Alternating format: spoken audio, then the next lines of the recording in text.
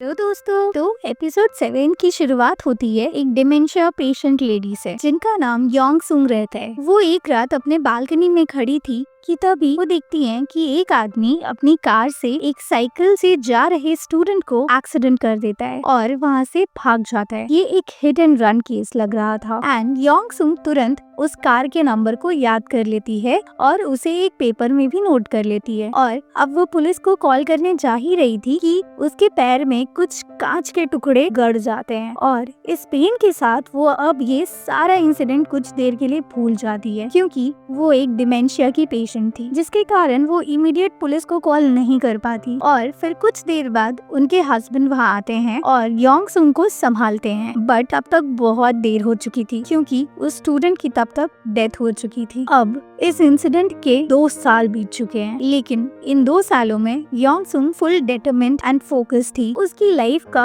अब एक ही गोल रह गया था कि किसी भी तरह उस हिट एंड रन वाले ऑफेंडर को जेल पहुंचाना है। इसलिए उसके पास जो लीड थी उस कार का नंबर, इससे वो उस ऑफेंडर तक पहुंचती है, टाइमली अपनी डिमेंशिया की मेडिसिन लेती हैं ताकि वो अब कुछ भी ना भूल पाए एंड लास्टली वो उस बच्चे को इंसाफ दिला पाए। एंड अबव ऑल कहीं ना कहीं वो भी अपने आप को गिल्टी मानती थी क्योंकि अगर सही टाइम में वो पुलिस को कॉल कर देती तो शायद वो बच्चा जिंदा होता। इसलिए योंग सुंग ने आज उस ऑफेंडर को कोर्ट तक ले आया है और उसके against hit and run case चल रहा है। लेकिन यहाँ एक ट्विस्ट है कि इस केस में सियोक हूँ ऑफेंडर की साइड से केस लड़ रहे हैं, इसलिए वो योंग सुंग को तुरंत ही मेंटली अनफिट डिक्लेयर कर देते हैं क्योंकि वो एक डिमेंशिया की पेशेंट है जिनकी मेमोरी काफी वीक हो चुकी है। वो तो अपने फेवरेट स्टूडेंट का नाम भी भूल चुकी है और वो ये सब बस एक फिक्टिशियस स्टोरी बना के एक इनोसेंट पर्सन को फ्रेम कर रही है ताकि वो अपने गिल्ट से बाहर निकल पाए, क्योंकि कहीं ना कहीं उनकी मेमोरी लॉस की वजह से ही उस स्टूडेंट की जान चली गई। इसलिए कोर्ट ऐसे डिमेंशिया वाले पेशेंट की गवाही को नहीं मान सकता एंड योंग सुंग ये केस फाइनली हार जाती है। बट दोस्तों, योंग सुंग भले ही डिमेंशिया की पेशेंट थी बट वो सच कह रही थी। वो अपने इस बीमारी की वजह से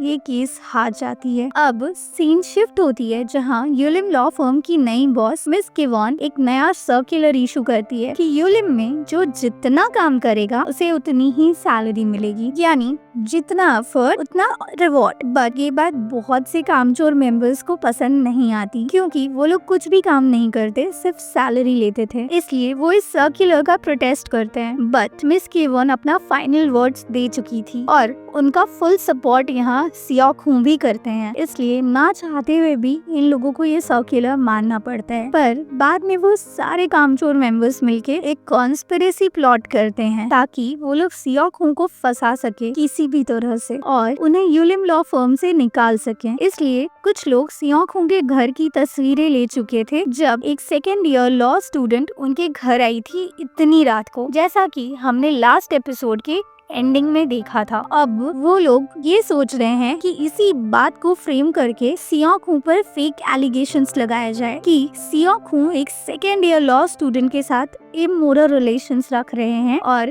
उसके थ्रू वो अपने ओपोनेंट की सेंसिटिव इंफॉर्मेशन भी निकाल रहे हैं एक MGC सिक्योरिटीज वाले केस के लिए, यानी कि सियोक हूँ अपने प्रोफेशनल और पर्सनल दोनों ही लाइफ में चीटिंग कर रहे हैं एंड ऐसा एलिगेशन प्रूफ हो जाने से उसे तुरंत यूलिम से निकाल दिया जाएगा। एंड ये सारे लोग प्लानिंग करके इतने खुश हो जाते हैं कि सेलिब्रेट ही करने लगते हैं। अब सीन शिफ्ट होती है जहाँ सियोक हूँ एयरपोर्ट में उसी लेडी योंग सुंग के हस्बैंड से मिलते हैं क्योंकि अब उनके हस्बैंड को पुलिस अरेस्ट करने आई हुई है क्योंकि अब योंग सुंग ने सुसाइड कर लिया है और योंग सुंग के भाई ने पुलिस कंप्लेन की है कि उसके हस्बैंड ने ही उसे सुसाइड के लिए इनकरेज और असिस्ट किया था। लेकिन सियोक हूँ आकर उनकी हेल्प करना चाह रहे थे बट उनके हस्बैंड कम्प्लीटली डिनाई कर देते हैं कि उन्हें सियोक हूँ का कोई भी हेल्प नहीं चाहिए, क्योंकि दोस्तों कहीं ना कहीं सियोक हूँ भी जानते थे कि उनकी वाइफ योंग सुंग सच ही कह रही थी एंड उसकी कोर्ट केस भी एथिकल थी। बट सियोक हूँ ने उसे हरा दिया था और उसके हस्बैंड सियोक हूँ से काफी नाराज हैं इसी वजह से। बैक स्टोरी में दिखाया जाता है योंग सियोन अपनी डिमेंशिया वाली डिजीज से अब बहुत परेशान है और उस एक्सीडेंट के गिल्ट से भी एंड एक स्टेज वो जानती थी कि डिमेंशिया और डिटोरिएट हो जाएगा एंड इन सब से उसके हस्बैंड को बहुत प्रॉब्लम होगी। हमने ये एक मूवी में भी देखा है, सैयारा मूवी में। इसलिए वो प्लान करती है कि वो स्विट्जरलैंड जाएगी और वो वहीं जाके सुसाइड करेगी, क्योंकि स्विट्जरलैंड में सुसाइड लीगल है। यानी वो अपनी लाइफ को एंड करेगी एक सेल्फ एस्टीम और डिग्निटी के साथ। पता है दोस्तों, बहुत सारे जगह पर सुसाइड लीगल है, कहीं पे प्रोस्टिट्यूशन लीगल है, कहीं अबॉर्शन लीगल है, तो कहीं ड्रग्स लेना लीगल है, तो कहीं गैम्बलिंग लीगल है। बट मेरी ओपिनियन में अगर आप आत्मा से फील करो तो ये सारी चीजें इलीगल ही है। अपनी लाइफ को एंड कर देना ये तो किसी भी तरह से मुझे सही नहीं लगता, क्योंकि लाइफ आपको भगवान ने दी है तो फाइनल अथॉरिटी भी तो उनकी ही होनी चाहिए ना। चाहे आपकी लाइफ कितनी भी ह्यूमिलेटिंग या सफरिंग भरी क्यों ना हो, फाइनल अथॉरिटी भगवान को ही देनी चाहिए। क्योंकि बाइबल में भी एक कैरेक्टर है पॉल का, और वो कहते हैं वर्स 2 टिमोथी 4:7 में, मैंने विश्वास की अच्छाई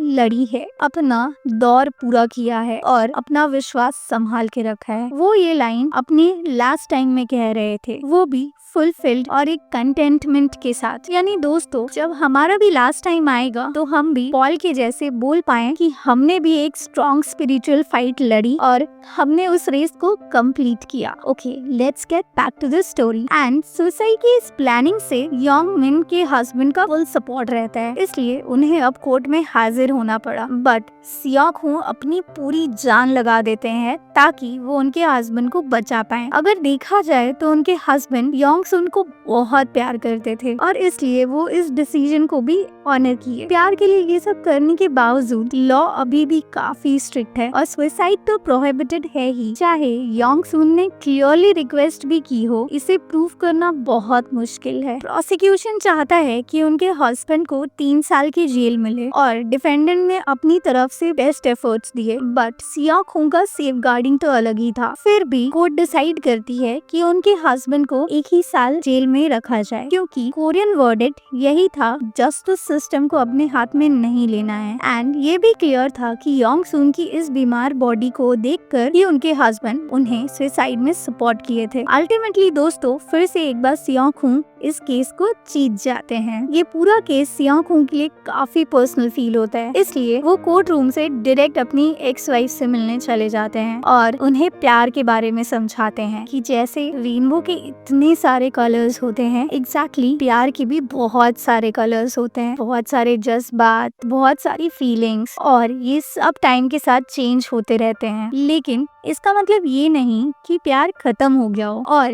ये सब सुनकर उनकी एक्स वाइफ को पछतावा होता है, लेकिन अब बहुत देर हो चुकी थी, इसलिए सियाखू अब उनसे कभी नहीं मिलने वाला कमिटमेंट देकर वहाँ से चले जाते हैं। उसके बाद कुछ लवली मोमेंट्स बनते हैं मिन जियोंग और जिन वू के बीच। शायद पहली लव स्टोरी है इस सीरीज में इन दोनों के बीच बनने वाली। बट मिन जियोंग अक्सर एक बाउंड्री सेट करके ही रखती है, वो ज्यादा क्लोज नहीं आती। ऐसा लगता है शायद उसे किसी चीज का अभी भी डर है। एंड मिन जियोंग एक बात बताती है कि उनके इस ट्रांसफॉर्मेशन और एक लॉयर बनने के पीछे जिनका सबसे ज्यादा बड़ा हाथ है वो सियाखू है, और उन्हीं की वजह से वो आज इतनी ज्यादा सक्सेसफुल और अचीवर बन पाए हैं। उसके बाद ये लोग सेलिब्रेट करने लगते हैं। अब नेक्स्ट मॉर्निंग फिर से यूलिम फर्म दिखाया जाता है, जहाँ पर फिर से कुछ विलेन लॉयर्स उस फर्म के हाथ धोकर पीछे पड़े हुए हैं सियाखू के। एंड पता नहीं वो लोग क्या क्या कॉन्स्पिरेसी प्लॉट कर चुके हैं, एंड अब वो अपना फाइनल गेम खेलने के लिए तैयार हैं। इसलिए वो लोग इमीडिएटली एक ऑफिशियल मीटिंग बुलाते हैं एंड सियाखू को उस मीटिंग से बाहर रखा जाता है। एंड सबके सामने उनके ऊपर एलिगेशंस लगाए जाते हैं कि वो एक इंटर्न स्टूडेंट के साथ इमोरल रिलेशंस रखे हुए हैं और उसकी हेल्प से